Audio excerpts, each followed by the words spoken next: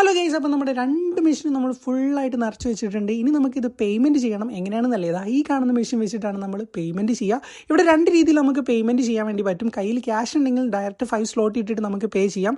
ഇവിടെ ഞാൻ ബ്ലിക്കാണ് യൂസ് ചെയ്യുന്നത്. നമ്മളങ്ങനെ കയ്യിൽ ക്യാഷ് കൊണ്ട് നടക്കാത്തതുകൊണ്ട് തന്നെ ബ്ലിക്കാണ് യൂസ് ചെയ്യുന്നത്. മോസ്റ്റ്ലി എല്ലാവരും ബ്ലിക്കാണ് യൂസ് ചെയ്യുന്നത്. പക്ഷേ ബ്ലിക്ക് ത്രൂ ചെയ്യുന്ന സമയത്ത് നമ്മൾ 5.67 സ്ലോട്ട് കൊടുക്കേണ്ടതാണ്.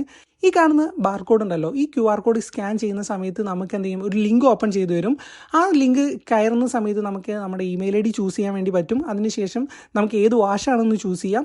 പിന്നെ നമ്മൾ നോർമലി ചെയ്യുന്ന പോലെ തന്നെ ബ്ലിക്ക് പേയ്മെൻറ്റ് ചെയ്യുക. അതിനുശേഷം കൺഫർമേഷൻ കിട്ടിയത് കഴിഞ്ഞാൽ നമുക്കൊരു ഇതേപോലത്തെ പുതിയൊരു ബാർകോഡ് വരും.